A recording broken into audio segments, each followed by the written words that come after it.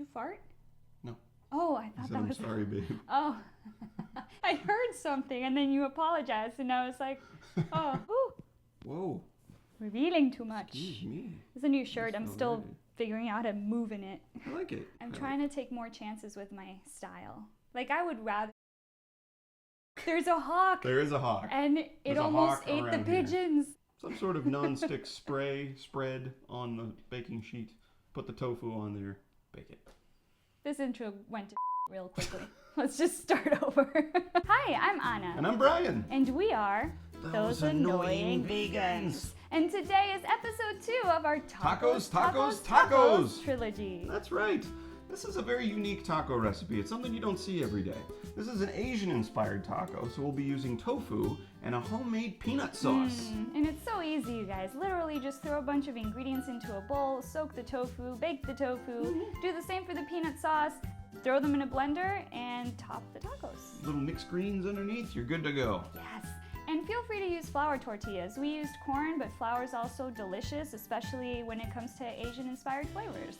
And tip number 2 is do not use foil when baking the tofu. No, that didn't work out so well for us. What happened was the sauce of the tofu was soaked in, stuck to the foil, which means the tofu was stuck to the foil as well, and we had to wait till the tofu dried completely before we could pry it off the foil.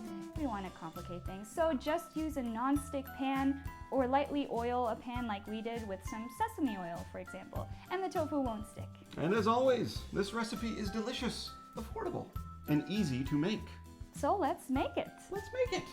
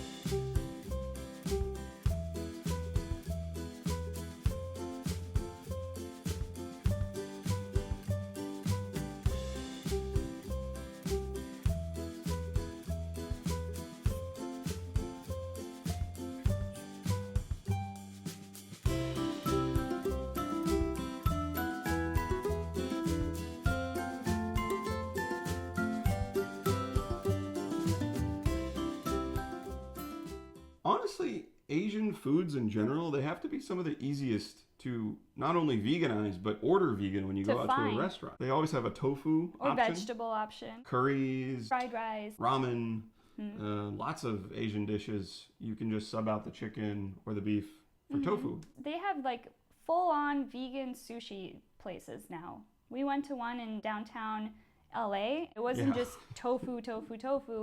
They were really good. They were all completely different. The plating's beautiful. If you live in LA, we'll link to the restaurant. Oh, and we got into a little discussion on the YouTubes. A constructive discussion. A constructive discussion on the YouTubes. Someone wasn't listening.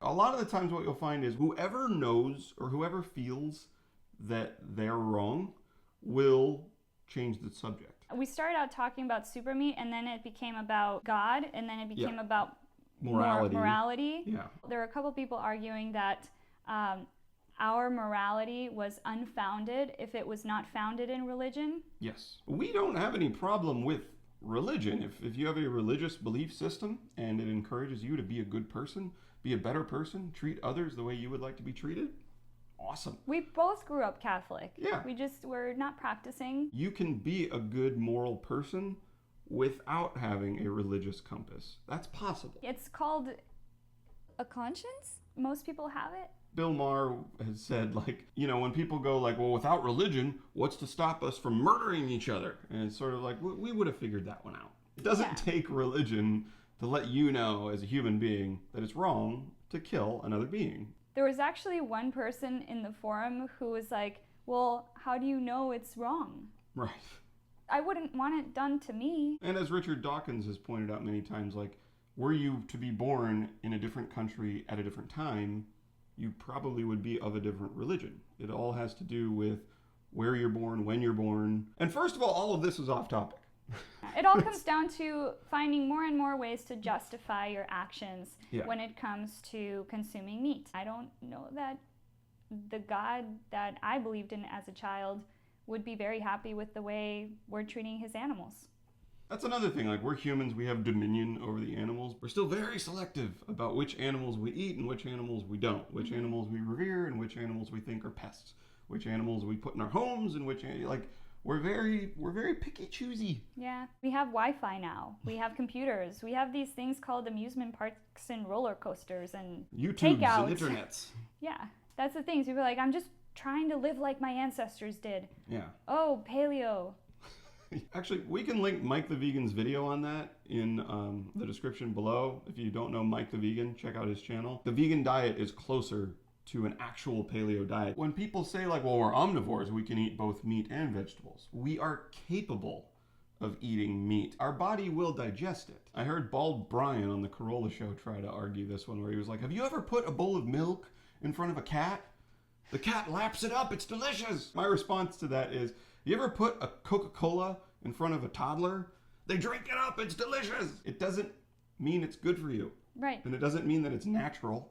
Or normal. We all know that when we're craving fats and sugars, ideally you would grab, an avocado, and that's your fat. Of course, that's not the first thing you crave because we've been conditioned to eat these things that get us there faster, that sugar high. And then, of course, I have an idea. Put this in the bloopers? Next? Yeah. No.